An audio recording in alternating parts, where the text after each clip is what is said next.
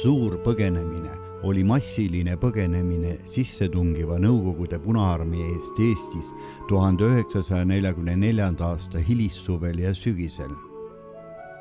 Tuhanded teel vabadusse leidsid oma viimse peatuspaiga tormistes Läänemere lainetes, jõudmata näha vaba maad.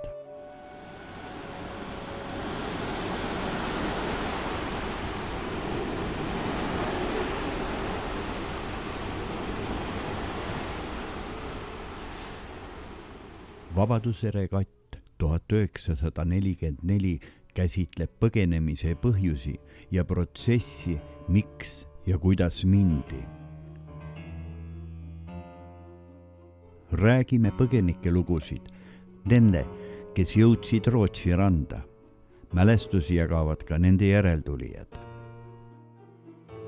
Filmi tegemise käigus läbis kahemastiline purjekas Lisette sama teekonna, mille tegid 80 aastat tagasi Enge ja teised laevad üle Läänemere Hiiumaalt Rootsi. Lisettel oli ka ühe Enge pardal olnud põgenikupoeg ning Eesti Mälu Instituudi koostatud Suurpõgenemine 80 pühendatud näitus. Hiiumaa kaudu kulges kümnete tuhandete eestlaste tee üle mere. Tuhandete jaoks lõppes teekond vabadusse tormistes Läänemere lainetes. Hiiumaalt ja Hiiumaa kaudu läks merele sadu, kui mitte tuhandeid paate ja laevu.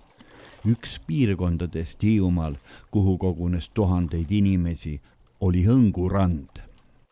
1944. aasta septembris oli Hõngu rannas ankrus kolmemastilist laeva, Hiiu, Virre ja Enge. Purjekas Enge oli üks viimaseid laevu, mis Hiiumaalt Rootsi poole suundus. Sellest retkest on räägitud palju lugusid. Enge reisijatest on veel vähesed elus. Nende järeltulijatel on aga hulgaliselt mälestusi, mis pärinevad nende esivanemate räägitud lugudest.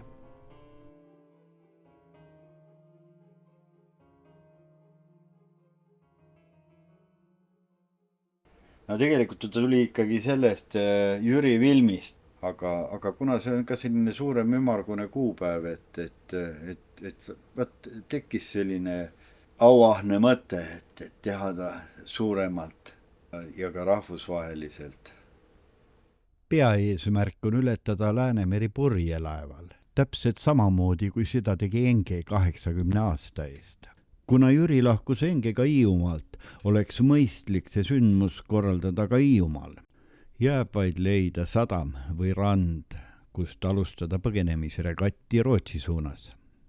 Ja seal võtaksid vastu siis praeguseid siit Eestist nii-öelda põgenejaid väliseestlased Rootsis, kes on seal sündinud, elanud või ka hiljem asunud, et selline ühine kohtumine ja meenutamine. Laupäeval 23. septembril 2023 on taas Suurpõgenemise mälestuspäev Puise rannal. Plaanin minna sinna kohale. Seega Suurpõgenemise 80. aastapäeva tähistamiseni jääb täpselt aasta.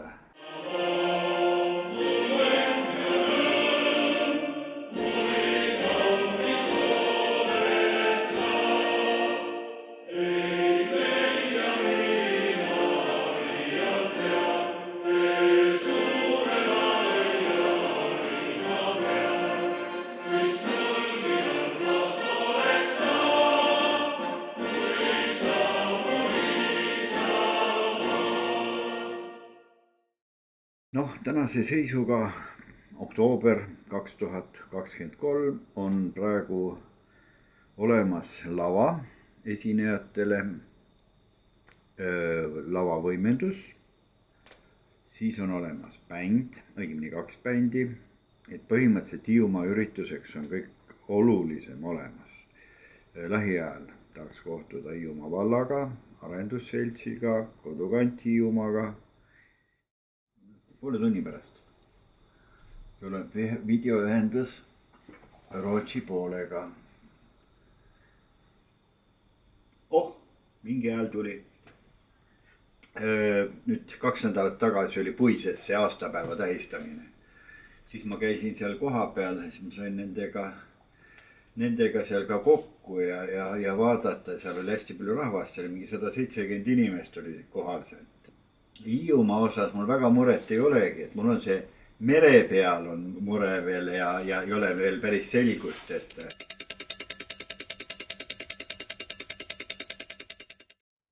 positiivne on see, et on puhkuste aeg, et Taalarel ongi ju inimesed puhkamas. Nii et ehk siis nagu väga hea aeg on see kõnetada nagu kohalikke inimesi ja siis ongi küsimus, et et mida seal koha peal teha.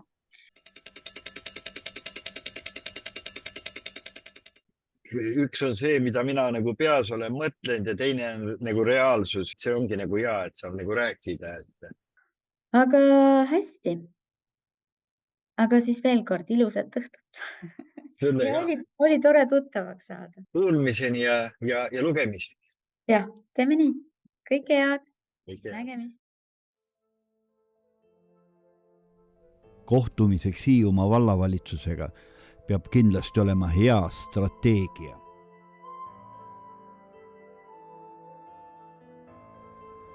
Selle pilt, et siin oli üle 400 inimese väidetavad peal olnud.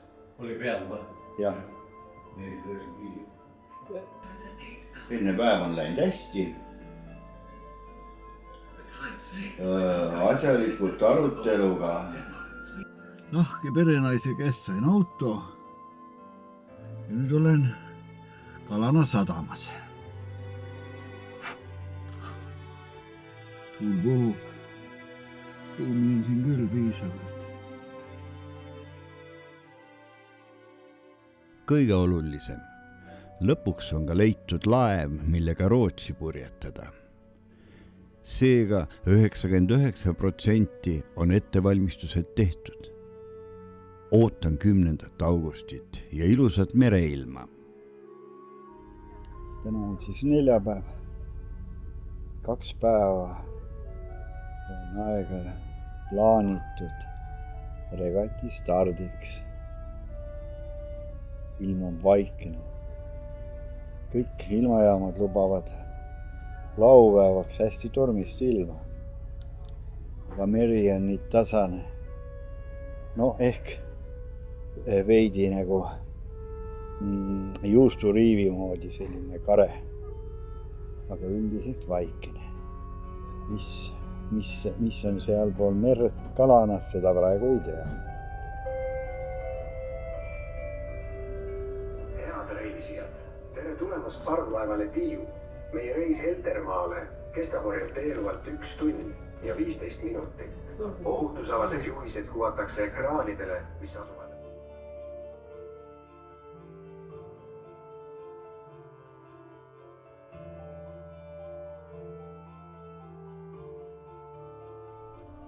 Tasailju koguneb Lisette meeskond. Kapten on juba mõni päev varem kohal. Meri on sile, nii et loota võib õnnestumist. Ega see ilmateade meil nüüd sükest mugavat settu ei luua. Aga vaatame homme edasi, üks päev korraga, et ärme tõtta sündmustest ette. Aga praegu on näha, et me peame natuke ootama.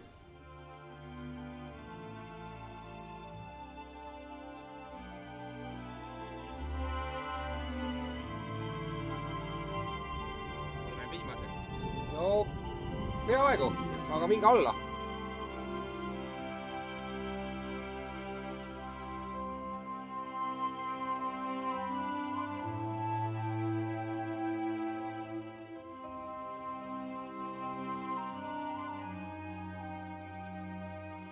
Nii, tere hea. Jaa, väga meeldiv.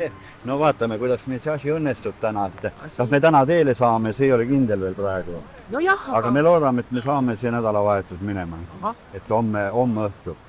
Ja kui homme õhtu ei saa, siis hakkavad muud tegurid sinna rolli mängima. Täna on selline päev, kus me meenutame 80 aastat tagasi toimunud suurt protsessi, kus tuhanded eestlased massiliselt otsisid endale varjupaika teisel pool Läänemerd. Aga täna üritame korrata ühe põgenikulaeva teekonda, laeva, mille nimi oli Enge, mis läks küll natuke kaugemalt siit teele ja läks septembrikuus. Sellel laeval selles mõttes ei ole põgenikke, et minnakse parema elu peale, et kui merele vaatame, siis seal on kõike muud kui parem elu. Aga sellel laeval on üks põgenik, õigemini põgeniku poeg, kes oli Engel ja tema poeg on meil nüüd sellel reisil kaasas ja kordab oma nagu isa põgenemisteed. Ta ei pea otsima küll endale seda varjupaika ja tööd. Et see aeg 80 aastat tagasi ega siis inimesed vaatasid ilma samamoodi siin rannas ja proovisid ikkagi parimat. Mis on nüüd see vahe, eks 80 aastat hiljem, et nende valikuvõimalused olid oluliselt väiksemad, et nad pidid rohkem riskima. Täna on meil see võimalus ja vabadus valida ilma ja teha see reis turvaliselt. Et mul on olnud juhus, just nimelt nüüd nädal aega tagasi Metsavenna ja siis ka nende paadipõgenikega siis nüüd kas nüüd tegeleda või igal juhul olla nende sündmuste keskel. Need inimesed igal juhul tegid midagi ja tegid oma vabaduse heaks, et kas nad siis läksid paadi peale või läksid nad metsa või tegid midagi muud. Ja minu enda selline, et see paneb natuke mõtlema, et see lõb tihtipeale meelest ära või kaob kuskile taustale, et need samad jutud nendest põgenikest, metsavendadest, et mida mina tänasesse päeva kaasa võtan, et see vabadus ei ole iseenesest, et me peame selle jaoks midagi tegema. Ja see on minu see tuli mulle hästi meelde ja just nimelt selle sõnumiga proovin ka siit teele minna. Esimene aken tõesti homme lõunast avaneb, millal me võiksime proovida, kuid et teeme seda ikkagi turvaliselt ja proovime jõuda terve laeva ja tervete inimestega Rootsi. Aga see näitus, mis valmis sai koos Rootsi Eestlaste Liidu ja Kultuuriministeeriumi toetusel, annab tegelikult siis ülevaate nii Eestist mineku põhjustest, sellest teekonnast, erinevatest viisidest, ka selle numbrilise ülevaate, mida see Eesti ühiskonna jaoks tähendas. Aga teisipidi annab see näitus ülevaate ka sellest, kuidas eestlased Rootsis hakkama said, kuidas nad jalule tõusid, kuidas nad lõid oma kultuuriühinguid, oma koole, kuidas see eestlus sealpool merd ja sealpool raudset eesriiet ikkagi hakkama sai. Mul on eriti hea meel veel selle üle, et kui ma möödunud nädalal hakkasin mõtlema, et kuidas see valmiv näitus Talarööle saab, siis mul korraga tekkis idee, et see näitus võiks ju minna Purjekaga. Mööda seda sama teekonda, mida mööda need tuhanded inimesed 1944. aasta sügisel läksid. Ja kui ma ühendust võtsin regati korraldajatega, siis oli see vastus väga kiire ja väga ühene, see vastus oli jaatav.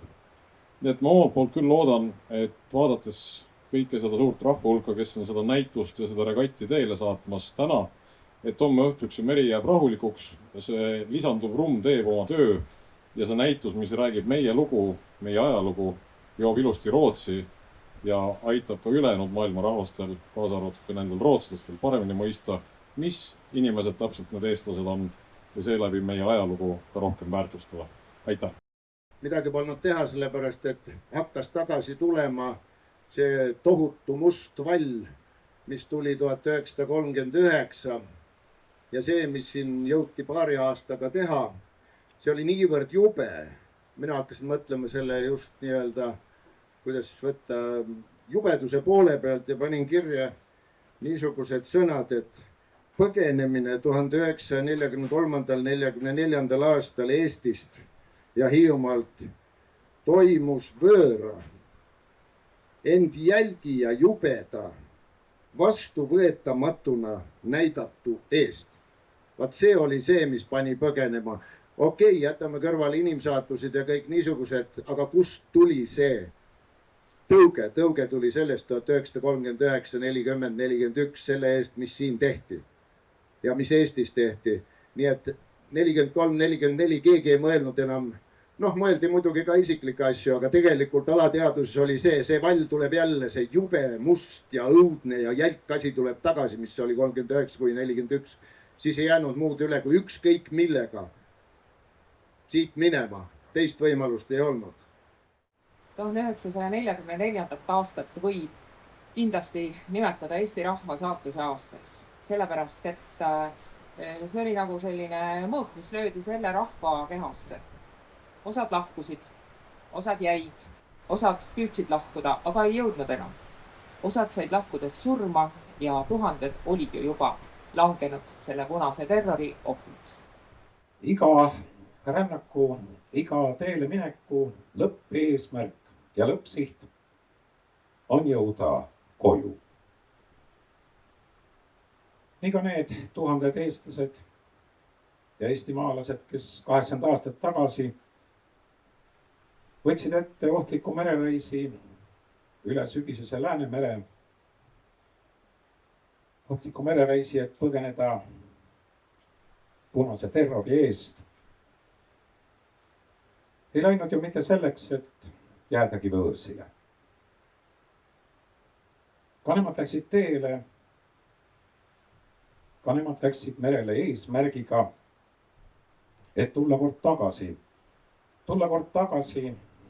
koju, tagasi kodumaale. Kolmainu Jumal, Isa ja Poeg ja Püha Vaim, õnnistagu teid ja teie merereisi. Ta hoidku teid õnnetuste eest ja kaitsku teid kurja eest. Aidaku teid rõõmsalt pärale jõuda ja tervena koju tagasi pöörduda. Aamen. Lenda, lenda, lepalinn, viimast korda palun sind. Lenda üle suure laia vee, sinna kus mu kallike.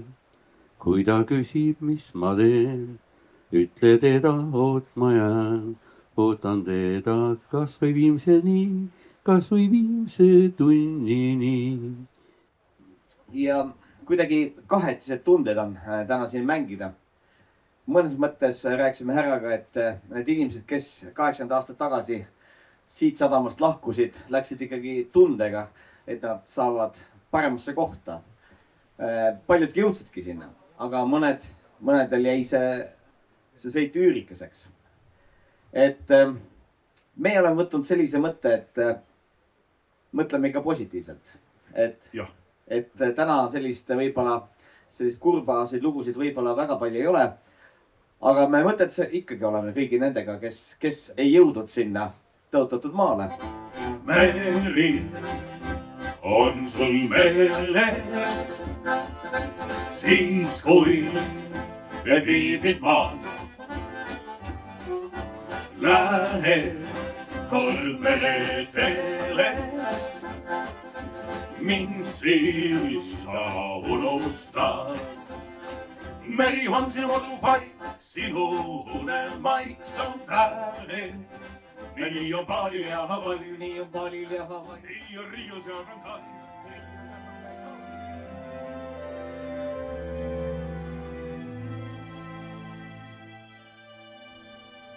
Pühapäeva hommik. Vaikus. Praegu on 31, 35, 37.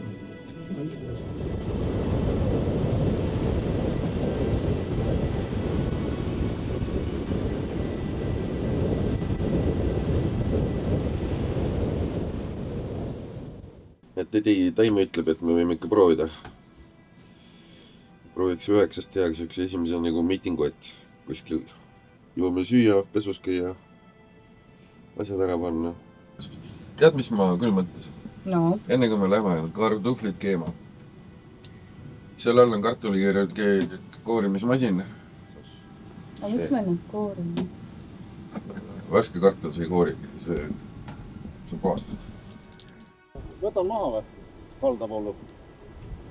Või on vara veel? Vara veel, okei. Võt, kapten ütleb, vara veel. Nii on, jah. et kui me ka hilineme siin tund aega, meiega ei juhtu mitte midagi, pigem on see okei. Pigem paneme laevad korda, sööme kõhud täis ja teeme nagu rahulikult.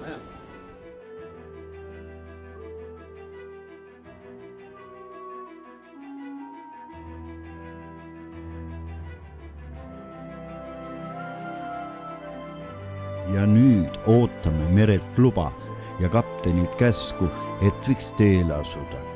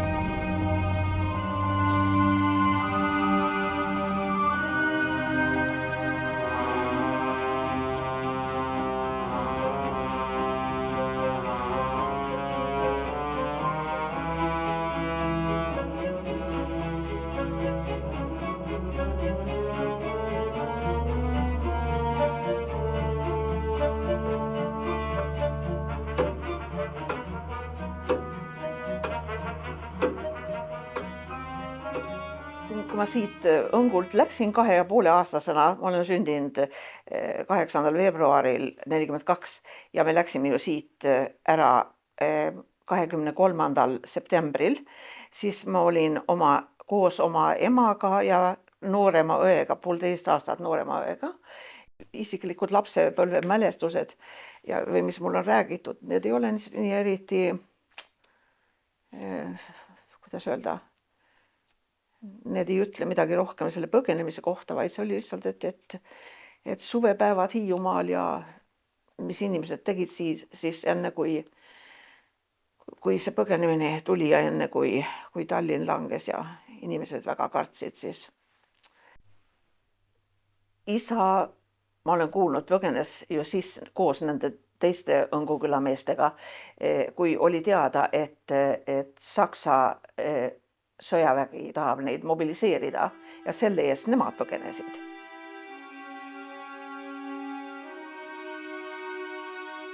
On õhtu aastal 1944, 22. september. Aeg on väga härev, kuna venelane on tunginud juba sügavale Eesti territooriumile. Inimesi on meil palju, kuna meil on raadio ja nad kuulavad päevauudiseid. Algavad just päevauudised Moskvast. Внимание! Передаем важное правительственное сообщение. Работают все радиостанции Советского Союза.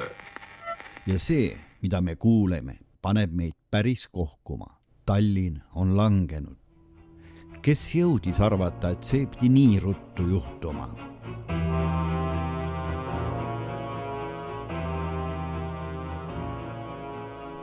Mis siin külas juhtus, no siin olid ju ka koledad asjad siin, kui venelased esimest korda läksid ära, siis nad lasid ju maha hulk süütuid inimesi, mis lihtsalt neil tee peal ette jäid ja siin Mänspe, sa pole rääkinud ka sellest, Mänspe kabelis on pikk rida haudasi. Keegi noor tüdruk oli loomadega kusagil karjamaal, lasti maha ja neid elulugusid ma olen ju kuulnud, mis nendega juhtus, aga lihtsalt juhuslikult olid ette jäänud ja ilma põhjuseta lasti maha. Ega ei pääsenud ja 41. aastal loomulikult ka alati ja igal pool nii lihtsalt, eks ja neid tapeti osa küüditati juba siis ära, et neid äraminejaid oli päris palju.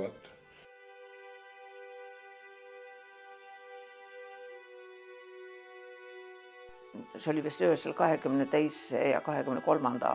septembri vahel, kui Tallinn langes. Kui see oli juba teada, siis keegi enam ei lootnud, et mehed tulevad tagasi ja et kui tahab üldse koos tulevikku, siis peab järele minema.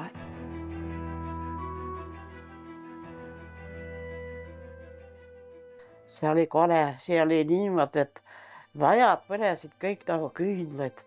Vanasti tehti ehitus, ikka üks maja oli üksteise kõrval, tead. Ja inimesed elasid ja korterid olid kõik niimoodi. Ja kahe-kolmekordsed sellised. Väga, meie elasime küll Pärnumaal, see oli natuke suurelinnast eemal. Aga see oli nii kole, et inimesed olid hirmuga all keldris, kes palusid jumalat ja suured voorid inimesed kõik läksid õnne poole. Et see oli ikka inimeste hirm, ikka nii suur küll, et kas jääd ellu või kui juba plahvatus on majakalal ja saad all keldrist, mis sust täna siis järgi on. Meil oli korter.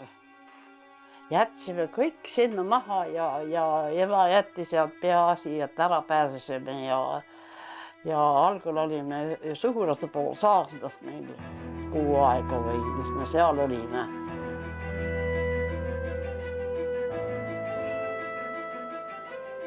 No minu tädi küll väitis, et tema Saksa ajal vallavalitsuses tööl, et teda nagu ähvardati, et Saksa ajal olid niisugused talundi normid ja see käis ju vallavalitsuste kaudu, see suure arvepidamine. Ja siis teda ka ähvardati, et kui see õige aeg tuleb, siis vaata ette. Ja siit läksid ju igast perest, pea igast perest. Vanaonu põgenes ju Saksa ajal ära paadiga ja tema pere läks pärast paadiga järgi. Ja onu ja tädi nemad läksid siis viimasel minutil.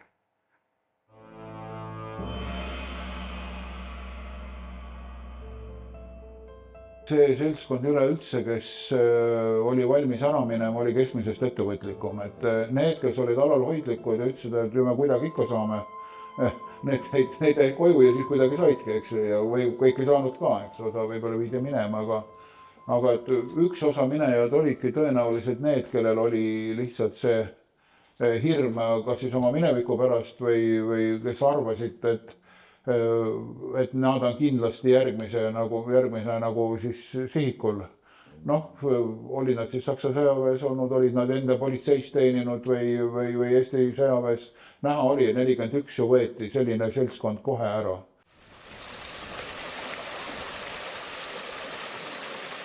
Kui ma sõjaväes olin enne Rootsi tulekut, siis mina olin teenistuses nii-öelda Kassari saarel ja siis sealt käisin vahepeal õppustel Pärnus, kus olin 3 või 4 nädalat olime õppustel ja siis anti minule puhkus, et nüüd relvad ja kõik sain kaasa, mis õppustel mul olid seal juba ja nüüd lähed kodu.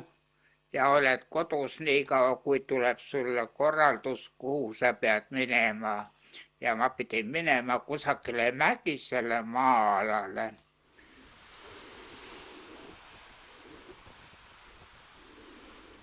Kuidas ta sattus Rootsi? Ta pole ühtedad sellest ei taha rääkida. Ainuke asi, mis on, et ta laevana tuli ja ta isegi ei ütelnud laeva nime. Et ma ei tea, kas oli mingi saladus või... Nad läksid ju kahekesi pidid sõitma, nad said ju komandeeriti, nad pidid Haapsalu minema. Ja nad läksid ja siis pidid hakkama mandrile sõitma ja siis nad kuulsid, et need, kes olid komandeeritud päev enne, et lasti Haapsalus lasti maha need.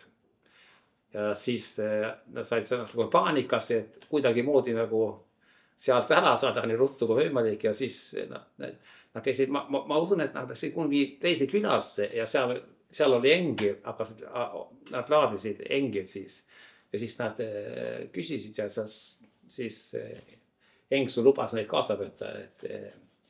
Aga seal on palju küsimusi, sest nad olid kahekesi, kust need mundrid said ja kust need relvad said ja sest ma tean, et keegi nimetas mulle, et kui nad tulid sinna Hiiumaal, tahtsid laeva peale kaasa sõita, siis nad tahtsid keeldata neid kaasa sõitma, sest nad ei olnud hiidlased. Nad olid ju Saksa sõjaväest olnud ja siis ja neid ei tahtnud ja nad olid mundrites ja et võtta 2 sõjaväelast kaasa, see on ju nagu ütleme sõjaväest lahkumine, keelatud lahkumine. See oli, kui nad laevale sai sinna Engele peale said, siis pidi kiiresti nagu mundrid välja vahetama ja ära viskama või kuskile ja ma ei tea, kas see läks merre või põletasid ära, kuskile need kadusid igal. Ainuke asi ma tean, mis tal oli kaasas, see oli vöö, püksi vöö, ainult see osa, et ta midagi tahtis kaasa võtta ja see meil on see järgi.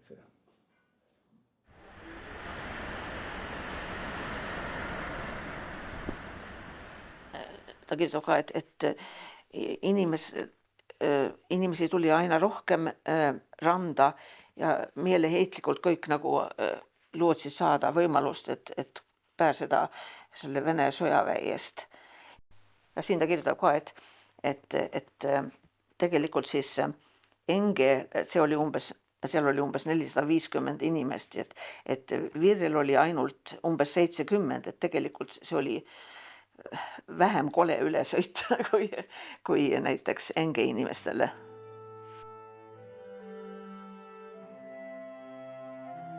Nii, et sealt kaugemad inimesed juba tulid Tartust ja küsisid, palju Õngule kilomeetrid on, et nemad tahavad Rootsi jõuda, et Õngul on laevad minemas Rootsi poole.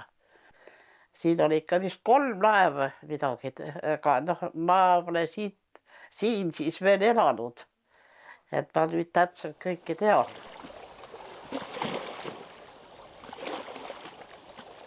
Olen sündinud 27. aastal ja see oli viimane aasta, mis kuulus mobilisatsiooni alla. Mina aga mobilisatsiooni ei läinud, vaid läksin metsa. Metsaelu kestis 3 kuud ja siis, kui venelane oli juba Haapsalus, õnnestus meil saada purjelaevale Enge, millega ka tulime Rootsi. Sellega pidi ka tulema kogu meie pere.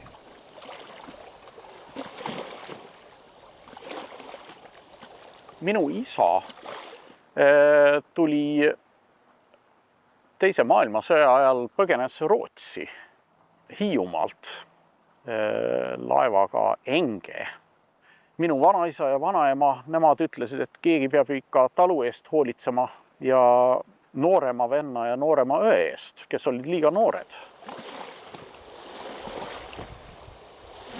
Järgmisel päeval enne lõunat tuli isa kusagilt koju ja ütles, et Õngurannas seisab üks laev, mis pidi katsuma Rootsi minna. Kui ma tahan siit minema panna, siis õnn kaasa. Andis mulle jalgratta ja ütles, et saada see naabrinaisega tagasi, sest tema oli oma hobuse ja vankriga viinud rahvast meie külast Õnguranda. Ema tegi paar võileiba, millised tasku panin, hüppasin ratta peale ja sõit läks lahti Õngu poole.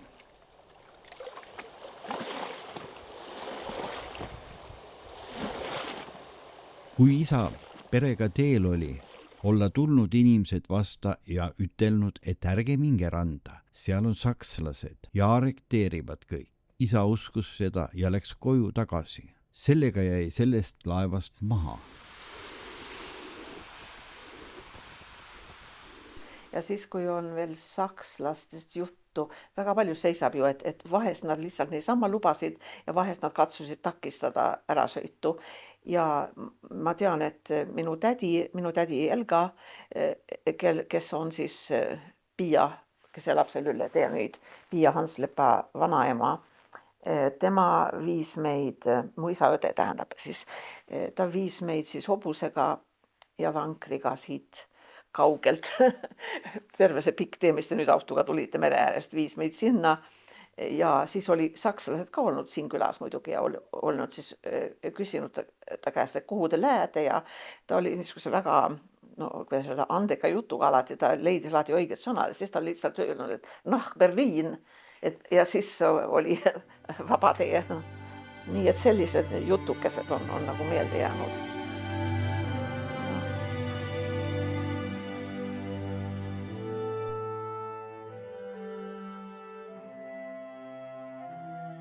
Tuhande 1944. aasta veebruaris käisime Kärdlas sõjaväekomisjonis, kes vastu võeti, neil võeti passid ära. Mitmed lahkusid sealt ja ei läinudki komisjoni. Mõni päev hiljem lahkus Õngurannast paat, milles oli üsna palju noormehi ja sõitis Rootsi. Mina kui koguduse vanem sain pikendust. Kord toodi Leidale teada, et Kõrgessaare sadamast väljub laev, millega saab Rootsi minna. Mänd-Evalt ja Tärkliisi pidid selle laevaga minema. Laevaga tabati sakslaste poolt ja viidi Tallinna. No see teadmine, et vanaisa nii lähedal sellel äraminekul oli, tuli hulk aeg hiljem, ega sellest ei räägitud kunagi, vanaisa minule ka sellest midagi ei rääkinud.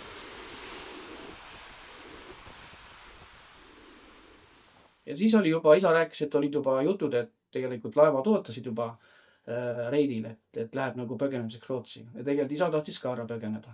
No, ja muidugi temal, minu tädi ja siis isa õde nagu temal õnnestus ära põgeneda. Ja isa varjas ennast metsas ikka tükk aega ja siis hakkas kartma, et tuli metsast välja, et äkki tuldaks talle järgi. Aga põgenemist ikka ei olnud, et ei olnud see õige aeg meil. Isa ühe teise perekonnaga tegi kohe ühe väiksema paadi korda, millega pidid tulema, aga öösel tõusis torm ja peksis paadi vastu kive puruks. Mis oli nende õnn, sest selle tormi saime ka meie merel kätte ja see oleks nemad merepõhja viinud.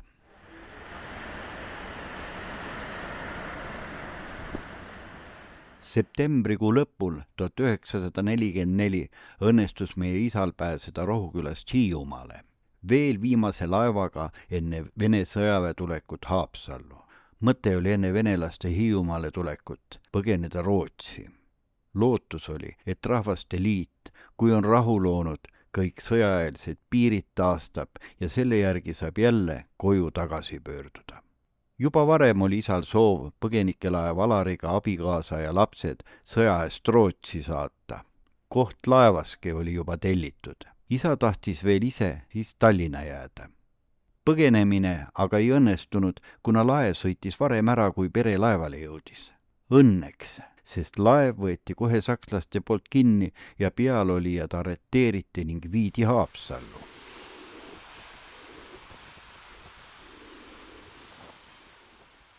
Jälle ühel õhtul toodi teade, et Tooma Robert sõidab oma laevaga Õngu alt välja ja temaga saaks koos minna. Pimeduse kattel tulin tuppa, otsustasime ka sõita. Leida hakkas paremaid asju kokku panema, mida kaasa võtta. Mina ka läksin kõrvalisi teid pidi Toomale, et paremat selgust saada sõidu suhtes. Hermiine läks vana Raimult hobust tooma. Mina kastusin mööda tänavat, kus lapsepõlves sai nii palju joostud ja mängitud. Kas see on siis nüüd viimane kord sellel tänaval liikuda?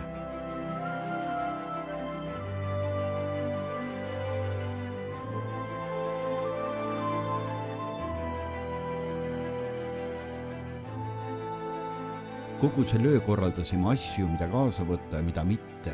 Hermiine oli hobusega juba kella 4 ajal meil. Andsime lõpuks alandlikus palves oma reisi ja elu hea issanda juhtimise alla. Äratasime lapsed, riietasime nad ja viisime vankrisse. Algas teekond Õngu poole. Õngule jõudes oli juba väga palju inimesi ja hobuseid. Mitmed suundusid otse mere poole. Läksin luurele, et näha, kuidas see laevale minek toimub. Pidin ennast ka varjama, et mitte mõne saksa sõjaväelase kätte sattuda, sest olin ju 10 nädalat metsavend olnud.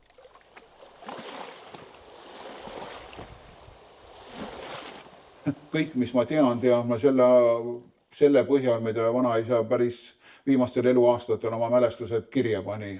Aga tundub, et nad ikkagi tahtsid minna. Et kohtadele pakuti, nagu öeldud, laeva nime ta ei ütle, aga otsi kokku viies, siis ma usun küll, et see võis olla Inge. ta mainib oma mälestust, et Tooma Robertit, kelle laev see oli ja Roberti nimeline mees, küll seal omanike ringis oli ja teda kutsuti sinna laeva peale tulema. Ta sai koju tagasi siis ja Saksa sõjavägi andis mitmel korral pikendust vaimulikele, aga 44. aasta suvel olid siis ilmselt juba asjad sealmaal, et oli käsk minna ja tema otsustas selle peale Redusse minna ja laeva peale minnes siis ta ei saanud ennast nii-öelda Saksa patrullidele näidata, sest oht oli, et viiakse ära ja kuidas see lõpeb, seda ei tea, eks, et oleks võinud koha peal kuuli saada. Siis kui mu isa hakkas rattaga Õngu poole, siis just tee peal siis ta kohtas oma koolisõpra Eduard Põld. Tema isa ja õde olid juba läinud, nii et siis sinna Õngu poole. Nii et siis ta hüppas mu isa ratta peale ja siis hakkasid trampima Õngu poole sealt Emmastest Rannakülast.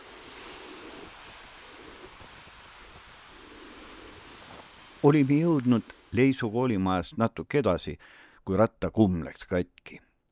Nii pidime jalgsi edasi minema. Viisin jalgratta Nurste oma ema onu poole ja jätsin sinna.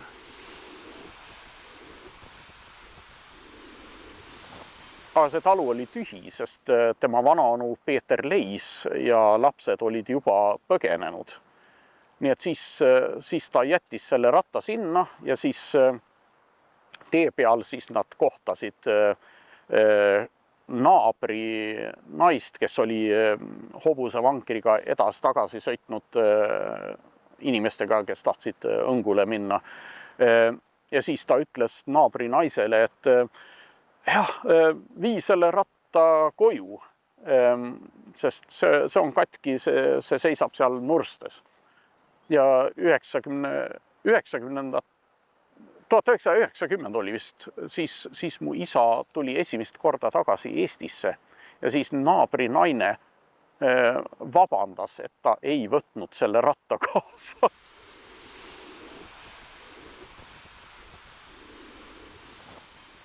Olime tükk aega olnud rannas, kui nägime, et midagi peab ette võtma, et laevale pääseda. See paat, mis rahvast laeva vedas, ei jõudnud kuidagi kõike sinna viia. Mõned mehed leidsid, et natuke eemal oli üks vana praam ja selle juurde jõudes nägime, et see oli pooleldi vett täis. Ega siis muud kui vesi välja ajada, kuid see lekkis edasi. Vedasime praami sinna, kus paat käis. Kui me praami ronisime, siis mõni mees ei tahtnud meid poisse kaasa võtta, ütlesid, et minge tagasi koju. Siis vastasime, et kodus pole kedagi, sest nad on juba laevas. Siis lubasid meid kaasa võtta. Nii siis hakkas sõit laeva poole. Pidime kogu aeg vett välja viskama, muidu oleks vist praam põhja vajunud. Peagi jõudsime laeva juurde ja köisredelit mööda üles ronima.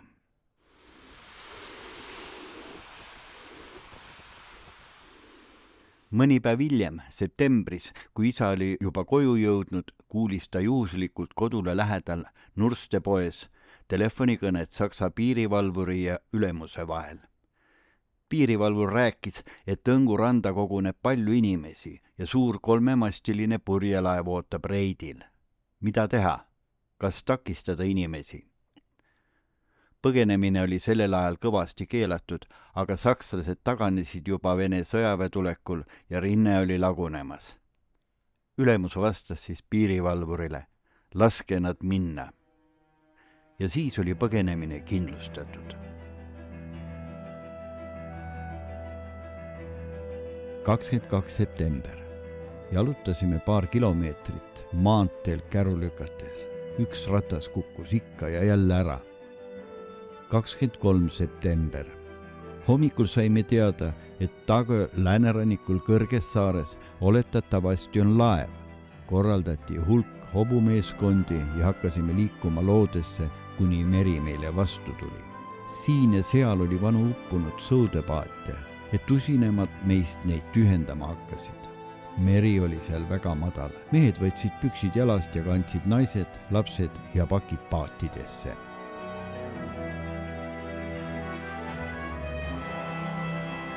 Mere ääres oli väga palju inimesi.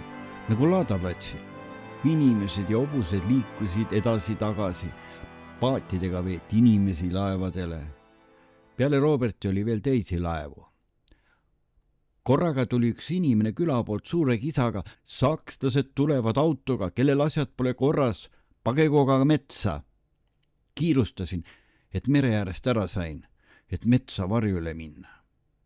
Sakslased tulid ja läksid randa.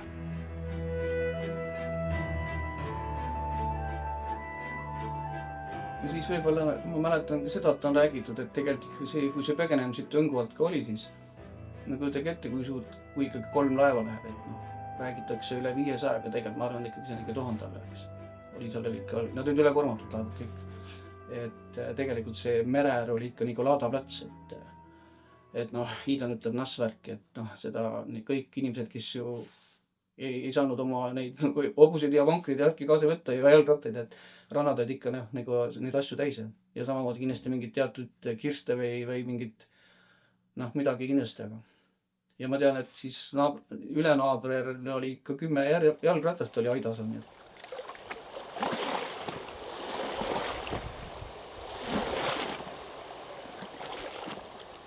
Laupäeval 23. septembril viis naabrimees pere hobusega Õngu randa.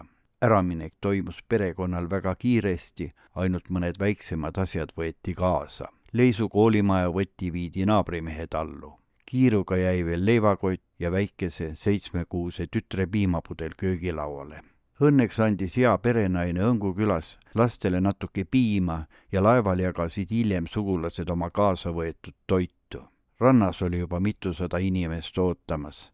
Ilm oli päikesepaisteline ja ilus. Väikesed lapsed ei saanud aru, mis asi see põgenemine on.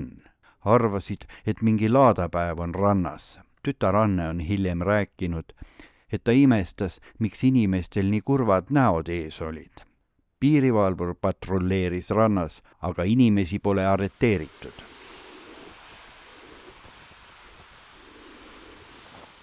Olles varem teada saanud, et homme või ülehomme pidi laev jälle reisu Rootsi alustama, küpses mus otsus, kas nüüd või mitte kunagi. Reisukaaslased olid mul ka juba teada. Pakkisin oma väikese kompsu, jätsin kodustega jumalaga ja läksin naabriperre, kus oli mul üks reisuseltsimees. Saimegi naaberkülas hobuse peale ja sealt algas meie reis 23. septembril kell 4 hommikul koos voorimehega.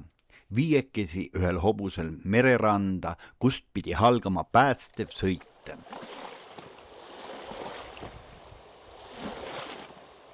Üks mure, mida rohkem kui mõned meremehed ja kalurid kohe märkasid, oli sooneri vanus. See polnud paar aastat kasutuses olnud ja väliskerel olid mõned laigud, mis nägid välja nagu rohekas kasv.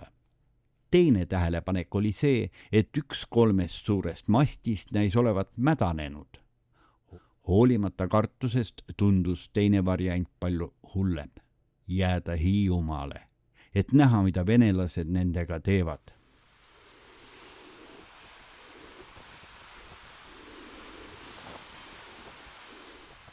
Varajas aja tõttu oli ilm veel pime.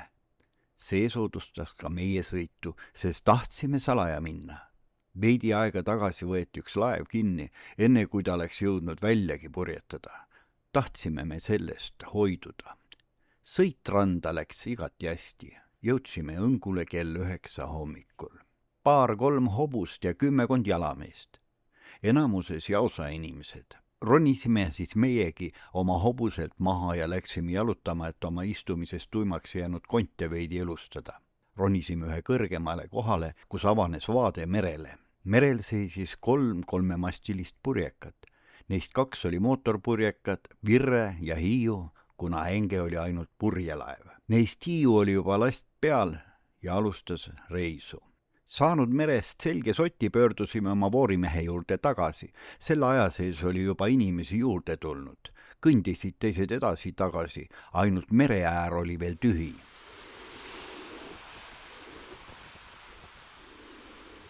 Minu ema oli tekk kaasas ja muidugi 2 väikest last, et see on arusaadav, et midagi sooja tahtis, aga muidugi väga vähe asju sai ju kaasa võtta.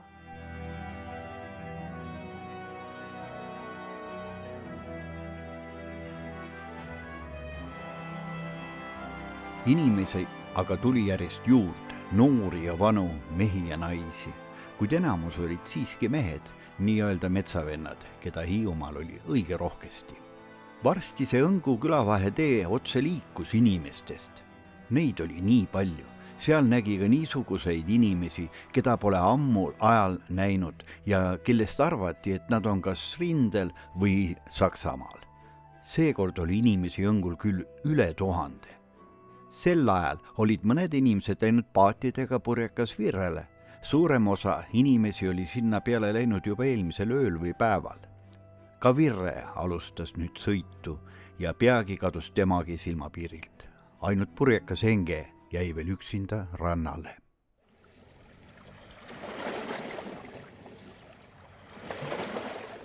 Talle oli pakutud tööd naabrite laste lapsehoidjana, kuid sel õhtul koputas naaber nende uksele. Ta palus mu emal viia ta hobusega merekaldale väikese Õngu küla lähedale mitu kilomeetrit põhja pool, kus nad asusid.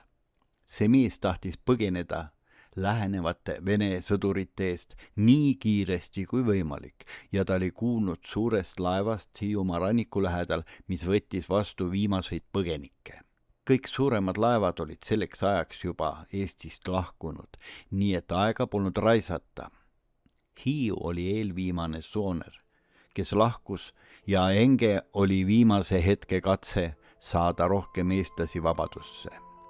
See mees kavatses naasta oma naise ja laste juurde niipea, kui sõda lõppes, kuid ta ei osanud kunagi arvata, millised tingimusi mahajääjad 55 pikka aastat taluvad.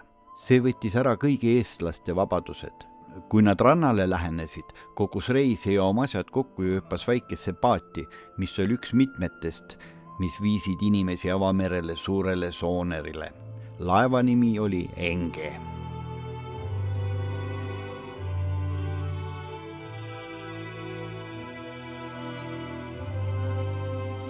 Õhtu eel hakkasime kodu poole liikuma. Ligeleo tegi sama oma perega. Veel paljud tulid meile teel vastu, läksid Õngu poole. Poole ööni oli inimesi laevale veetud, meie aga jõudsime koju tagasi. Polnud teada, millal Pärni oma paadiga saabub. Asusime elama Timmelmanni juurde. Suur tuba oli meie jaoks. Käisime ise põllult kartuleid võtmas, et endale süüa teha. Tema kartulid olid sel aastal väga kehvad. Ilmad olid sel ajal väga tuulised ja tormised, nii ei saanud paat tulla. Pinevuse ja pingega ootasime, mil tuuled vaikivad.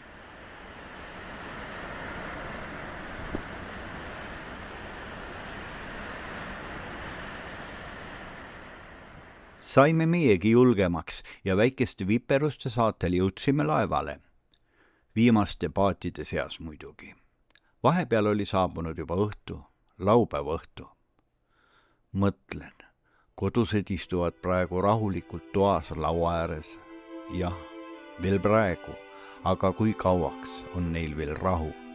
Praegu on nad veel enam-vähem terve perekond, välja arvatud mina, kuid pea võib olla üks siin, teine seal.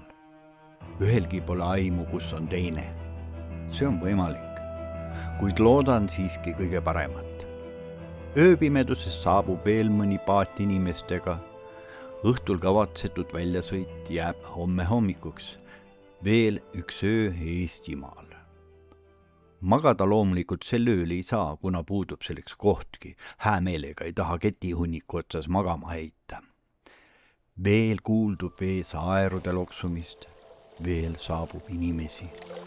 Jah, praegu on tõesti veel viimane aeg.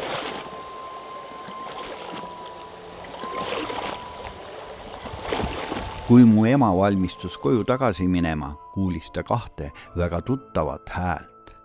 Tema õde Milla, kes oli juba koos abikaasaga Enge pardal, hakkasid teda meelitama, et ta nendega sooneril ühineks, kuigi ta polnud kunagi isegi saaret lahkunud. Lõpuks oli ta nõus, kuid kõhkles, sest kartis, et hobune ei leia teed tagasi koju. Keegi võttis lõpuks rakmed lahti ja lasi hobusel vabalt joosta ja see jõudis koju paar päeva hiljem. Mu ema hüppas väikesse paati ja läks Enge pardale. liitudes umbes 450 teisega.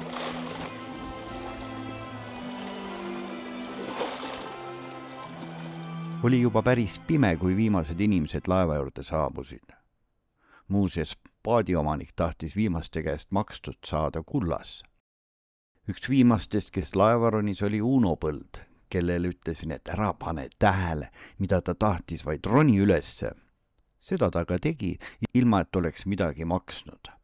Nii olime kolmekesi meie külast, ootasime ära sõitu. Aga oli juba hilja õhtu ja väljas oli pime, nii et pidime ootama, et valgeks läheb ja mitte karile ei satuks.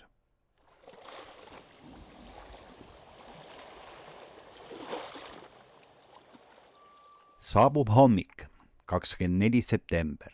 Ilm hakkab valgenema, madrused ronivad mööda vante ja päästavad purje. Hiivatakse ka hankur.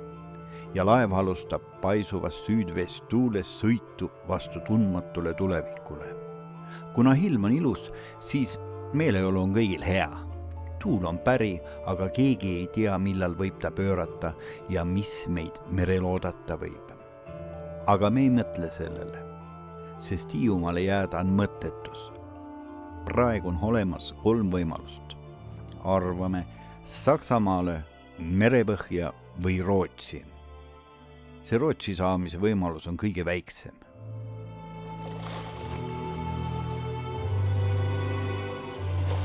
Ja hommikul siis nad hakkasid ju selle Engega sõitma. Siis kui see hakkas sõitma, siis kuna see laev oli ju puupüst täis, siis mu isa kirjutas, et ja tema oli ju väljas kogu aeg. Ta rääkis nagu niisugused lünklikud osad, nagu kuidas ta sattus laevale. Ja siis kui laev oli hakanud sõitma, siis olime natuke üle poole päeva purjetanud, kui äkki üks mees karjus, et periskoop on vasakul. Need mõned sõdurid, kes olid pardal, viskasid oma relvad üle parda merde. Ta rääkis ka sellest, kuidas näiteks ka, et kuna see oliks vana poolmäda laev, siis üks purje kukkus ka maha. Keegi ei saanud vigastada, aga purje kukkus maha, sest mast oli mädane ja nii. Peagi kaob Hiiumaa silmapiirid. Lehvitame veel hüvasti jätuks. Ei tea, kas saame veel kord näha seda armsaks saanud väikest saart. Ei tea. Sõit läheb siiski hea tuju tähe all edasi. Loodame siiski, et reisust kõige paremat saab. Maad meil enam ei paista, ümberringi on vaid vesi, ääretu veepiir. Merel me toimetame loendust ja selgub, et laeval on inimesi üle 400. Ja samas kostabki hüüd, suits merel, laev. Kohkume, kas nüüd äpardub see, mis kord alatud. Kõigi silmad jälgivad laeva. See on nagu kiikrimeestelt selgub abiristleja. See aga ei näi meid tähele panevat, vist sellepärast, et me asume Saksa laevateel. Meil oli kurss võetud mööda saksalaste laevateed kuni pimeduse tulekuni, et meid saadaks vähem kahtlustada, kui meid märgatakse.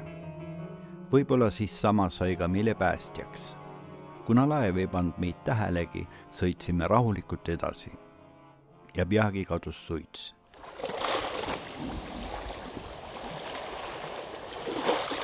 Periskoopi nähes arvatakse, et Enge kapten tüüris oma sooneri kiiresti Saksamaa poole ja Rootsist eemale. Seega uskusid sakslased neid, kui nad nõudsid, et nad suunduksid Saksamaa linna.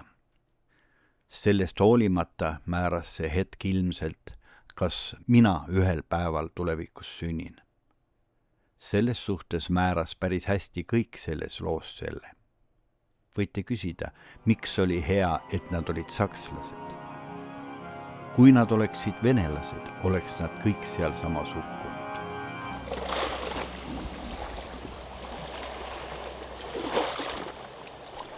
Ärasõit toimus alles järgmisel hommikul, pühapäeval 24. septembril. Alguses taheti ärasõidu eest makstud saada, aga hiljem võeti kõik peale, kes soovisid. Suur, vana kolmemastiline purjelaev Enge oli väga täis, umbes 500 inimesega. Nende seas oli 5 väikest beebit. Meie ema rääkis, et koostati nimekiri nendest, kes laeval olid. Seda tehti kindluse mõttes, kui laevaga midagi halvasti peaks juhtuma. Seda nimekirja hiljem pole üles leitud. Ainult naised ja lapsed paigutati laevaruumi, kõik mehed pidid tekile jääma. Vähe aega pärast ärasõitu õigati alla laevaruumi. Kes tahab veel Hiiumaad näha, tulgu üles tekile. Paljudel jäi see viimaseks pilguks kodusaarele. Vana purjelaev lekkis ja kogu aeg pidid mehed vett välja pumpama.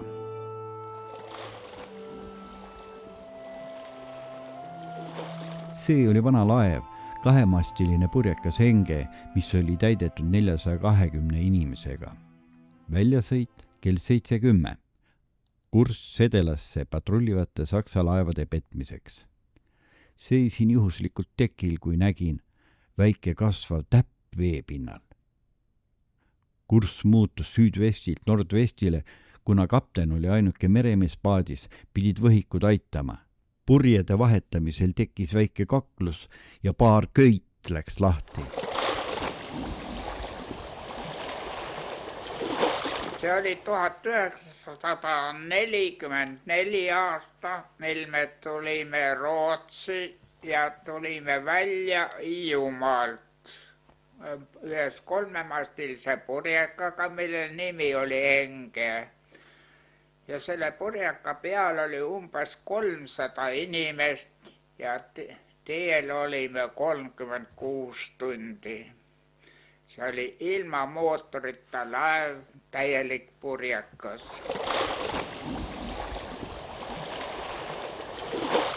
Tütar Anneleen mäletab, et poole tee peal tõusis järsku üks Saksa allveelaev merest ülesse ja kapten küsis, mis suund Engel on.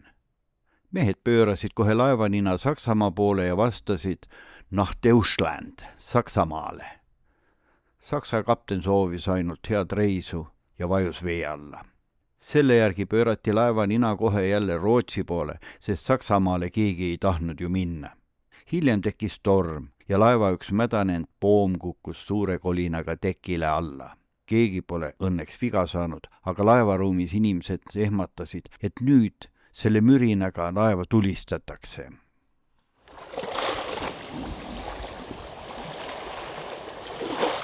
Ootasime ja ootasime, aga paati ei tulnud. Tulid venelased.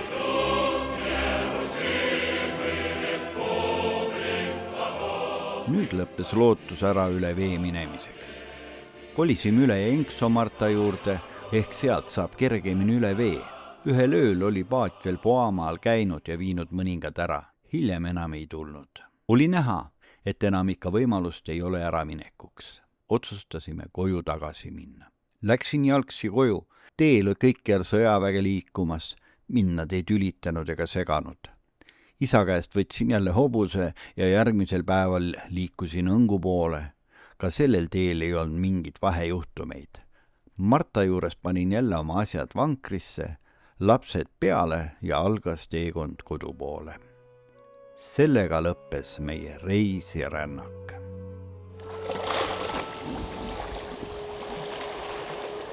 Mul vanaisa mainis ka seal veel, et nad jäid tegelikult sinna veel Õngule mõneks ajaks. Paar nädalat olid veel seal ja laev läks ära, aga oli kuulda, et keegi tõenäoliselt siis saad Engsota suguvõsas pidi veel paadiga tulema. Ma ei otsinud praegu nimesid kokku, ilmselt Bernhard, äkki Bernhard Järngsoo või kes see nimi võis olla, Pärni nime ta mainis. Aga jäigi käimata, ütles jah, kusagil oli, kuulda oli ja Poama rannas veel mingi paat käis, et siis juba ka venelased sees olid. Aga nad olid mõnda aega seal ja lõpuks ikkagi tulid koju tagasi, et nende minek jäi siis kodukoht oli alles, õnneks seal 44 seal midagi ei toimunud, 41. aastal oli küll päris lähedal, oli lahingukoht, aga 44 kõik püsis, tulid koju tagasi ja õnneks ka keegi hiljem ei puutunud neid enam, et kõik läks rahulikult. aga tee peal juhtus ka see juba, et Saksa allveelaev nägi meid ja inimesed kartsid, et nüüd tulistab ja laseb meid põhja. Kuid sealt laevast küsiti, et kuhu te sõidate. Meilt vastati või selle häälekõvendaga, et Saksamaale. Ja läksidki, soovisid veel head reisu ja allveelaev läks minema.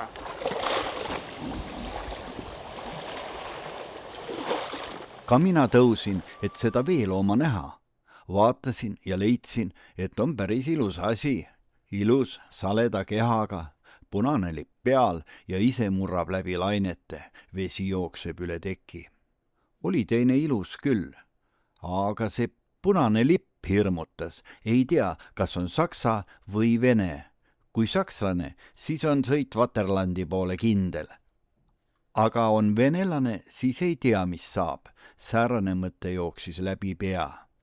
Et nüüd on kõik läbi. Näis.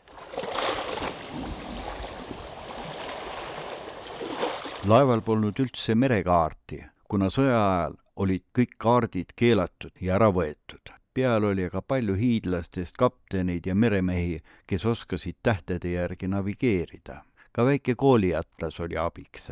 Loots, kes Rootsis Engele vastu tuli, imestas, et laev juba nii kaugele, ilma merekaarti ja lootsita, saarte ja Skäride vahelt, nii maa lähedale oli jõudnud tulla. Mehed vastasid, et meretee Stockholmi oli nendele juba ammu selge.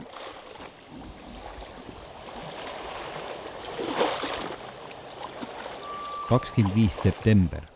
Päeval oli rahulikum kui varem. Õhtul kell 6 heitsime ankru Stockholmi saarestikus. Kapten oli rihvide vahel kruiisinud ja vandus hirmsasti. Tulid mundris madrused väikeste paatidega meid vastu võtma. Lootsiti Talaröö sadamasse. Laevalt võeti maha ainult naised ja lapsed, samal ajal kui meestel lubati veel 1 ööks jääda. See aga lõhnas väga halvasti. Paljud olid ju merehaiged.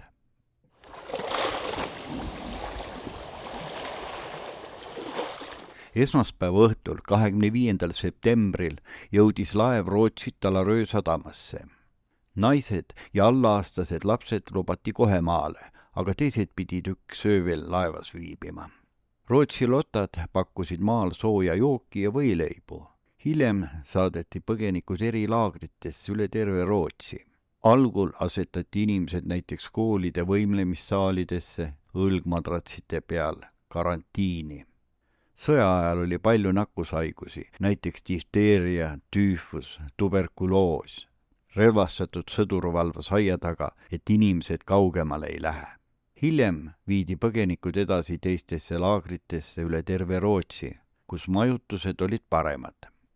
Isa sai kohe tööd põgenike laagrites rootsi keele tõlgina, kuna ta oli Tartus rootsi keelt õppinud. Laagrites õpetas ta põgenikele ka rootsi keelt. Vahest kutsus ta isegi väljast relvastatud rootsi sõduri klassi, et mõningaid rootsi sõnu täpselt välja hääldada. Abikaasa ja lapsed jäid veel 9 aastaks laagritesse. Laagritesse asutati kohe ka Eesti laulukoorid, teatritrupid ja lastele koolid. Tütar Anneleen saadeti ka laagri Eesti kooli.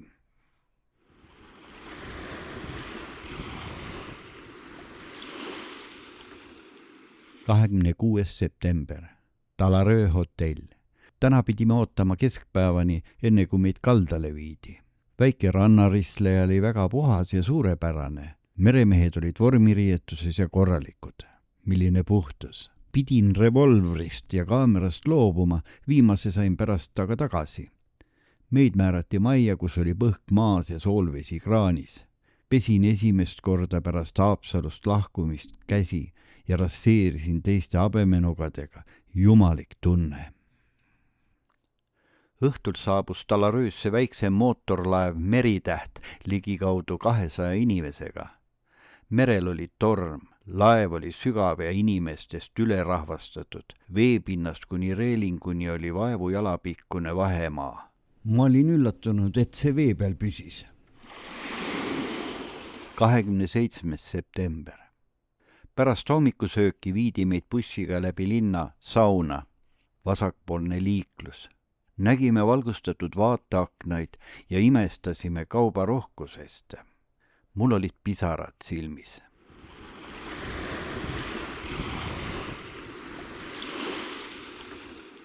Rootsi riigi poolt kingiti riideid ja muid hädatarvilikke asju.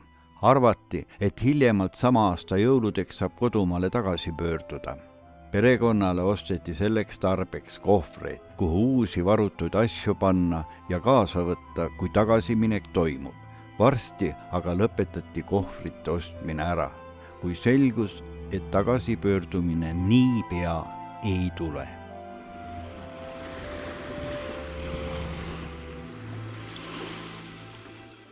Siis kui me läksime siit, siis isa oli juba Rootsis ja oli olnud teiste jutu järgi muidugi kohutavalt mures, et kas abikaasa ikka saab järele tulla ja kuidas ta saab järele tulla ja oli siis lõpuks saanud kokku meiega, kui ta oli teada saanud, et meie olime saabunud Rootsi Dalaröösse siis õhtul 25.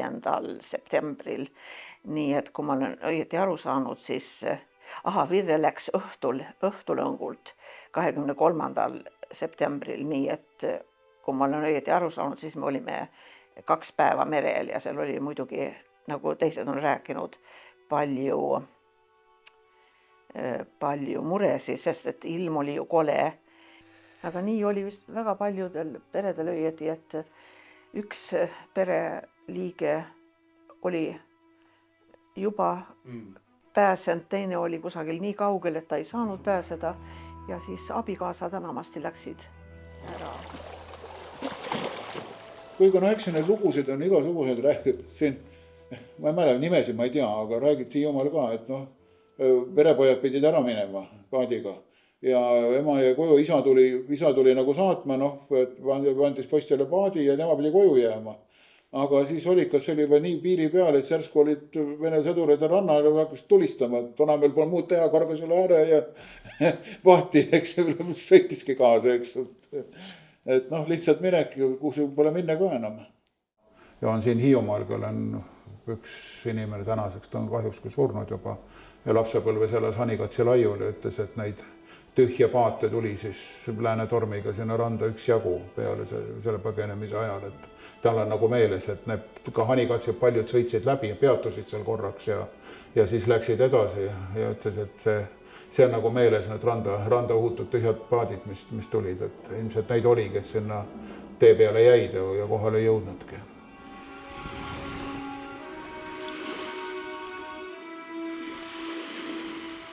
Ja siis tulimegi Gotlandi kohale, sealt pöörasid siis laevamehed suuna Rootsi randa ja maapusime Dalarö juurde, mis on umbes 25 kilomeetrit Stockholmist. On juba esmaspäeva hommik, 25. september. Tuul on endist viisi vaikne. Laev seisab abitult. Me kõik ootame tuult. Pika ootamise peale läheb lõunaeel siiski tuuleks. Alul on see vaikne. Pika peale muutub ta jällegi tormiks, aga see on palju tugevam kui eile. Jälle on inimesed merehaiged, oksendavad. Laeva väline serv on üleni oksene, näeb hirmus välja. Seekord mina pidasin vastu. Olime Rootsi rannikule väga legidal. See tõstis muidugi ka meie meeleolu. Nüüd pidi saatus olema täiesti meie vastu, kui me nüüd ei saaks Rootsi. Seda me aga enam ei uskunud.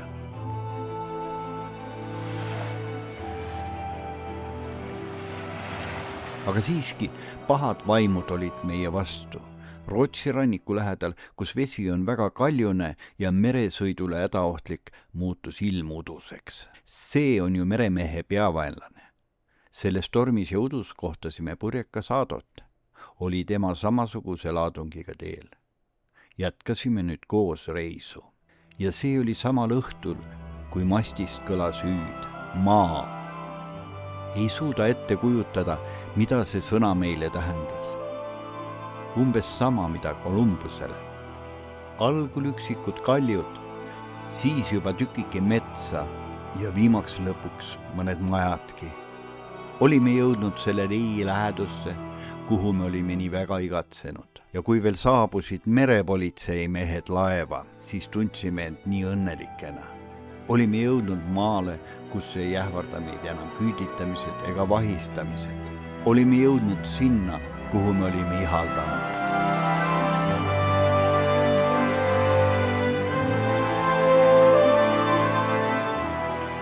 Nii et siis lõpuks ega ta rohkem ei rääkinud sellest enne kui just, et kui nad sattusid Dalaröösse, et siis tulid nagu sõjalaev, Rootsi sõjalaev tuli ja siis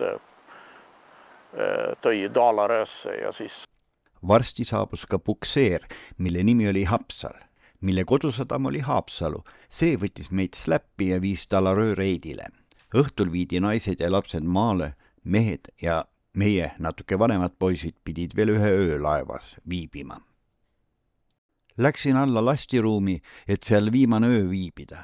Olin olnud terve sõidutekil, kuid pidin peaaegu kohe üles ronima, sest seal all oli õhk nii paks, et kas või lõika noaga. Veetsin siis veel ühe öö tekil. Oli vähemalt värske õhk. Aga siis järgmine päev siis nemad said ka Dalaröösse ja siis nad tulid sinna Dalaröö hotelli ja seal said sooja kakaod ja võileibu ja siis oli esimene politsei küsitlus ka. Aga just jutluste protokollides on päris tore näha ka, et esimene asi, mida isa ütles ka politseile, miks ta põgenes. Ta põgenes, sest ta on patrioot. Nii ta oli ütelnud. Nii et siis ta sattus siia Rootsi ja siis tulid igasugused arstikontrollid ja nad avastasid, et mu isal oli vist difteeria, kuni lõpuks viidi Lõuna-Rootsi Örkeljungasse, seal kus laagrijuht oli Madis Üürike senior, kes oli ka tulnud Engega. Ja seal ta oli päris kaua. Öö olime laevas ja siis läksime järgmine päev politseisse ülekuulamisele, kus pandi kirja kõik, mis su nimi ja kus sa sündinud oled ja kõik need asjad.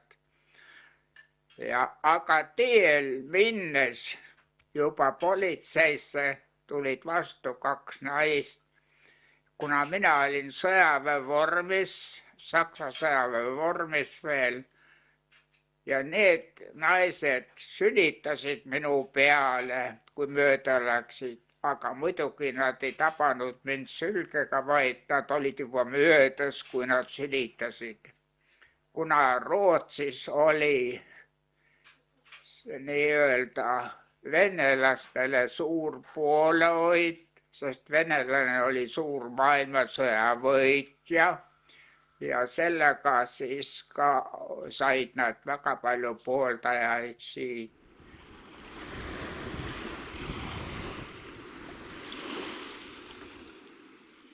Paar päeva elasime laevas ja siis viidi meid karantiinlaagri, naised ühte, mehed mujale. Seal käisime läbi täisaunast, kus kuumutati meie riided ja meie karvased alad võõbati üle mingisuguse rasvaga, et kõigist satikatest, lutikatest ja kirpudest lahti saada. Rootslane neid ei tahtnud. Mina olin laagris nädala ja siis läksime või saadeti meid Lõuna-Rootsi suhkrupeeti katkuma.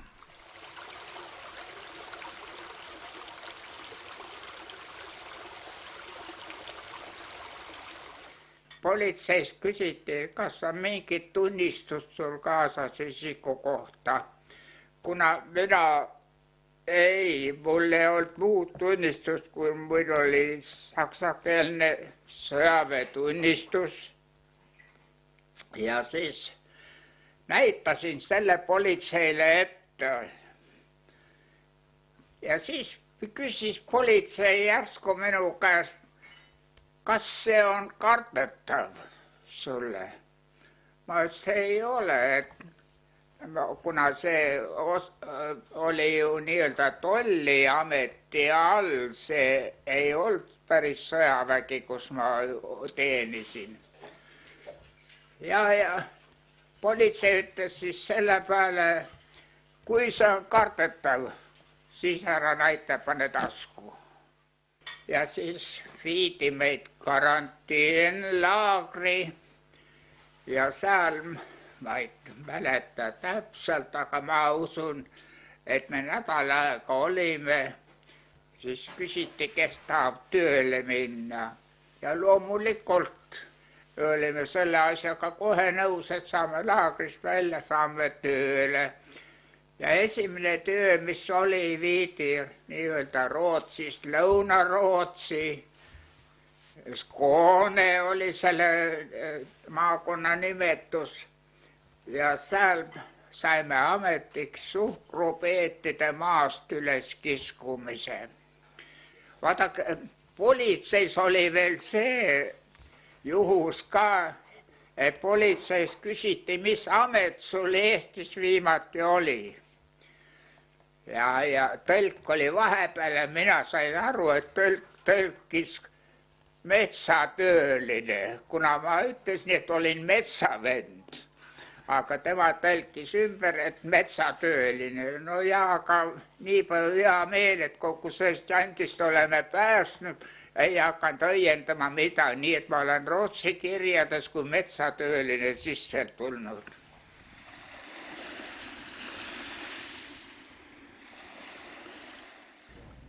Alltså, jag har fått väldigt lite berättat för mig.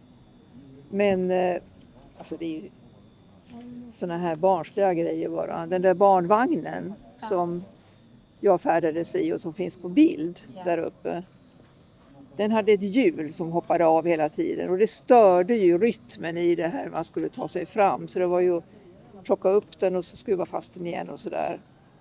Det var en sån sak. Det andra var att min pappa sa att jag var yngst på båten. Det vet jag inte om det är verifierat. Men, och att jag var den första som blev sjösjuk och kräktes.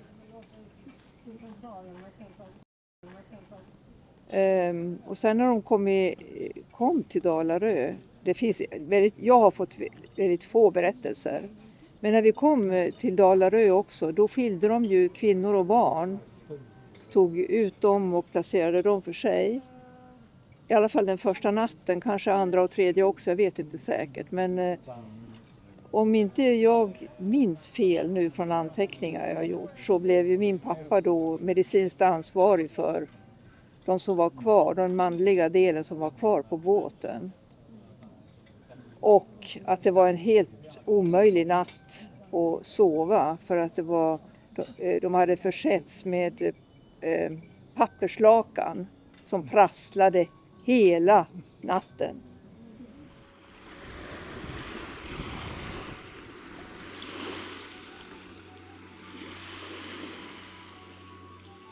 Minu käest küsiti sellest, et minu isa oli engi peal olnud kaasas ja ma sain aru, et palju sellest jutust, mis tehase siin on just selle engi reisust. Et sellepärast ma olin kaasas meeskonnas. Kuidas ma siia sain? Tegelikult mitte nii väga erakordselt, et meil oli plaanis Marekuga minna augustis Haapsalusse Valge daami päevadele, et sõidame Hiiumaalt Haapsalusse, vaatame etenduse ära ja sõidame lihtsalt koju tagasi. Ja siis kui ma mingi aeg aasta algul, plaan oli varem valmis ja aasta algul Mareku käest küsisin kapteni käest, et mis sa arvad, et kas meil on see plaan jõus, et sa olid kahtlane juba siis, kui me seda pidasime plaani ja siis ta ütles, et tead, see augustis see jääb ära, et aga mul on sulle üks parem pakkumine ja nii ma siia reisile saingi. Üks teema oli minna laevaga teha reis üle Läänemere. See tundus kangesti jahvatlev, kuna ma ei ole varem kunagi purjetanud. Ja tahtsin proovida midagi uut õppida. ma arvasin, et tuleb meeldiv merereis. Ei, no ma arvasin, et loksub, aga oma tervise pärast ma nagu väga ei peljanud ja et ma nagu loksumist kannatan. Aga arvasin, et tuleb pehmem reis. Aga ma ei osanud ka midagi hullu karta, sest ma lihtsalt ei ole varem ei ole sõitnud. Onu Priit tuli meile külla. See oli minu sünnipäev või küsis, et tal on selline projekt, et kas ma oleksin nagu kaasatulija. Ta oli küll enne rääkinud, aga siis ma ei süvenenud sellesse väga. Aga siis, kui see kutse tuli nagu niimoodi isiklikult, siis ma isegi ei kahtlenud, et ma ei tee seda kaasa, kuigi ma ei osanud oodata midagi, ma ei osanud karta mitte midagi. Mul läksin täiesti tundmatusse läksin. Saime teha nii-öelda proovisõidu, et kas me siis kestame seda sõitu. Ja siis ma juba mõtlesin, et ma olen täiesti merele ära müüdud. Ja oli, adrenaliinirikas oli. Et kui ikka vaatad parda pealt alla 3 meetrit on laine põhi ja siis vaatad 4 meetrit üles on lainehari, siis tundus, et on suur laine.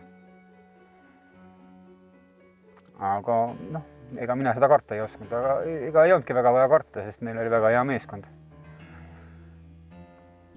Ja nii, kell 11 lasime otsad ja hakkasime teele. Üritasin filmida seda merd laevast, inimeste tegemisi. Tegelikkuses mõnesaja meetri kaugusel sadamast saime juba tunda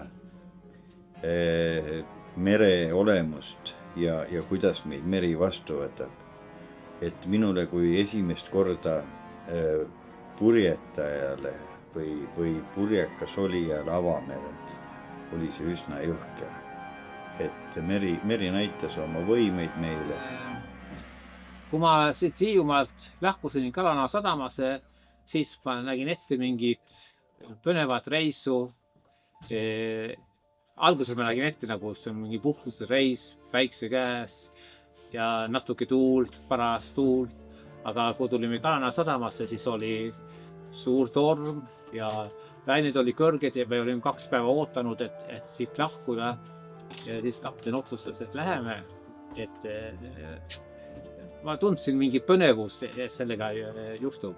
Ma ikka sain omale sellest tervest reisist, sain omale ikka reisipisiku või selle see merepisiku, et ma teeks iga kell uuesti selle kõik läbi, olgugi, et see oli selline torm ja maru, mis meid seal merel ootas, aga ma teeksin seda 100% iga kell kaasa uuesti, et see oli lihtsalt, ma arvan, et ma võiks öelda, et see oli siiani minu kõige parem reis üldse, et mis oli nagu elamusi täis. Minu jaoks oli muidugi esimene see, kui lained üle parda lõid ja minu kaamera tilkus veest. Veidi aega hiljem tundsin, et ma ei ole võimeline isegi alla kajutisse minema. Kapten ütles, et ei ole hullu, et nad on kõik seda kogenud ja et siis pole mitte midagi imelikku. Noh, küll ma lootsin ennem, kui ma seda üritust tegin, et ma olen vähe tugevam, et ma elan selle üle, selle sõidu, et mis see on. Aga pean tunnistama oma kaotust. Aga ma pidasin vastu, ma ei jätnud katkestanud, ei tulnud poole tee peal maha, jala tagasi ja jõudsime nii Talaröö randa. Eilne reis, mis hakkas, see eilne algatatud reis, selle ma elasin üle, ma olen siin, aga reisuaeg enamik meeskonnast sai haigeks, merehaigeks. Ja olukord on alati nii, kui paljud saavad merehaigeks, siis jäävad teised ka merehaigeks. Ja oli natuke külm ka eile õhtu, lained oli kõrged, laev loksutas kaunis palju, väga palju ja puulaev, okei, see ei lähe merepõhja, aga see võib vett täis minna ja siis me ei liigu ja siis me läheme üle parda kõik. Nii et see oli põnev, see oli palju elamust, aga me olime tiim, me tegime kõik ära ja me oleme kõik siin elus. Et ma nagu üritasin Küllikist aidata seal nii-öelda laevaköögi poole peal, et mul tuli ka vahepeal ikkagi see olukord, et ma ei suutnud sinna alla minna. Et siis ma olin teki peal nii palju abiks, kui ma sain. Et see oligi mul esimene kord, ma nägin, mismoodi sellise tormiga keedeti kartulit ja keedeti suppi ja kõik asjad tehti seal köögis ära, et ma küll mõtlesin, et mismoodi see võimalik on, aga kõik on võimalik. Aga teistpidi, kui me põgenesid, siis oli ka ilmaga, sa ei teadnud iialgi ette. Vahe oli, et ainult me olime 11 laeva peal, nemad olid 439. Ja mul on raske uskuda, kuidas need klaarisid nii palju, kõik istusid, enamik istus väljas ja vett tuli peale, et nad ei külmetanud. Sest et meri oli soe eile, aga tuulega sa jahtusid ära. Sellepärast ma leian, et see retk nendel oli väga põnev ja raskusi täis. Ja eriti, kui sul oli väikseid lapsi kaasa, kes ei kannata külma ja tuult ja nii. Mind ei olnud sunnitud minema ja ma ei põgenenud, vaid tahtsin ise seda kaasa teha. Aga elamused olid sellegi poolest väga suured. Mitu korda mõtlesin selle veel, et võib-olla viia ennast nagu samasse aega või niimoodi. Aga paraku tulid jällegi mõtted sinna tagasi, et ma olen turvaliselt, meil on korralik meeskond, et ma nagu ei kartnud, aga ma kujutan ette, et need, kes Engega läksid, siis nendel võis terve see aeg olla ikka väga suur hirm. Uskumatu. Ja see, kui ma ei tea, missugune olukord nendel oli, kui nad sõitsid üle, aga kui see laev meiega läks üles, siis see võõr läks kaunis sügavale sisse lainetes, et see poleks iialgi saanud mingit 400 inimest Rootsi tuua selle olukorraga. Aga ikkagi see mulje, et nii palju inimesi ühe korraga istusid sama pikka aega kui meie laeva peal ja kannatasid seda välja. See on umbes see tunne, aga ma võin öelda, et lained olid väga kõrged. Isegi see teine paat, mis oli meiga kaasas, see lahkus edasi minema, kuna torm oli nii vali, et nad pöördusid tagasi.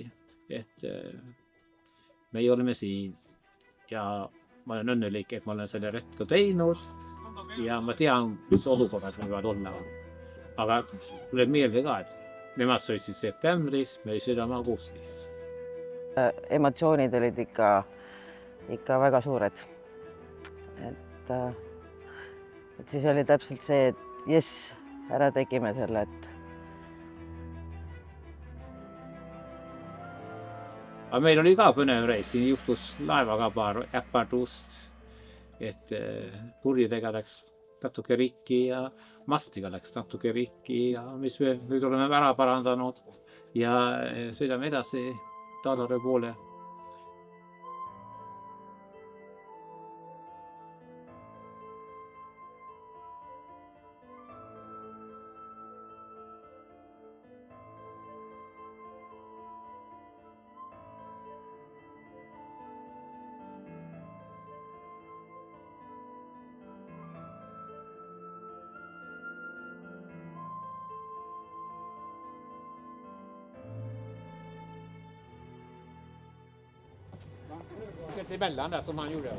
nii, Talaröös võeti meid hästi soojalt vastu, kokad ootasid meid. Saime kõhud täis, saime inimestega rääkida. Kohalik rahvas, kes tutvumas Lisetega, käisid sees, tegid pilti, laevakapten rääkis neile laeva ajaloost ja laevane käekäigust, oma reisidest, vastas küsimustele. Mis edasi saab?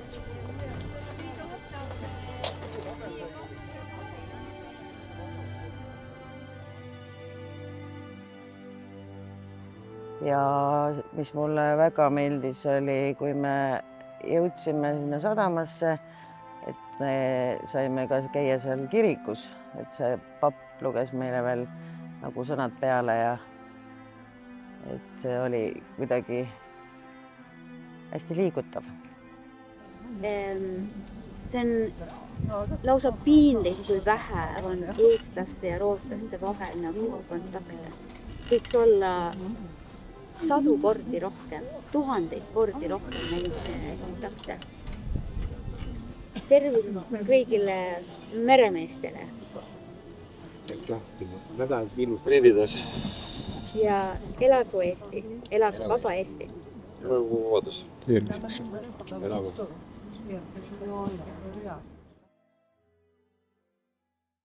Kui vaja oleks, küllap põgeneks. Võib-olla ise ei põgeneks, aga lähedased, kes ei pea võib-olla jääma nende sündmuste keskele, siis need aitaks põgenema.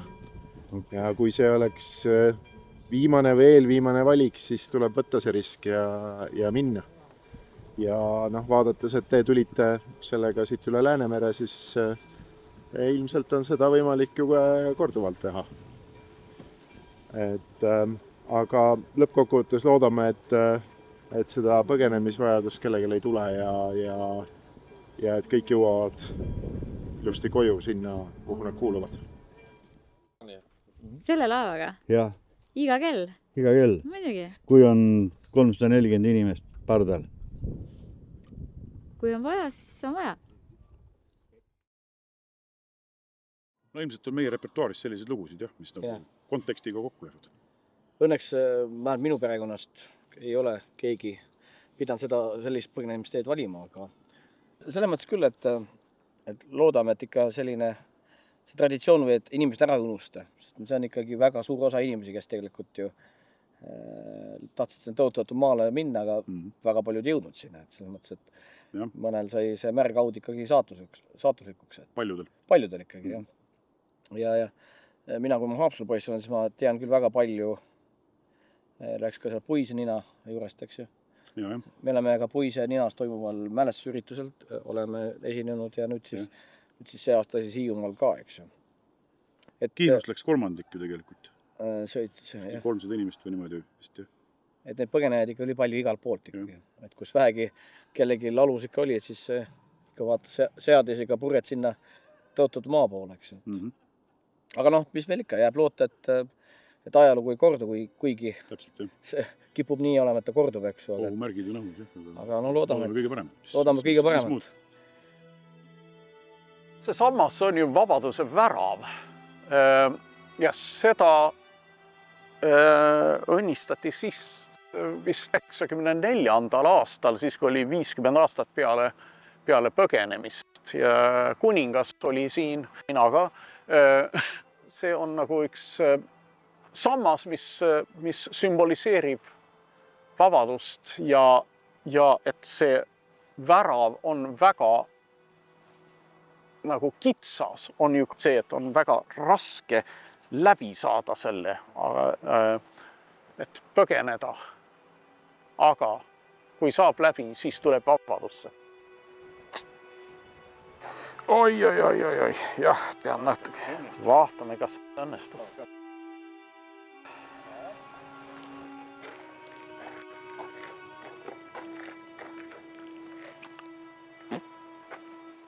Sain vabadusse.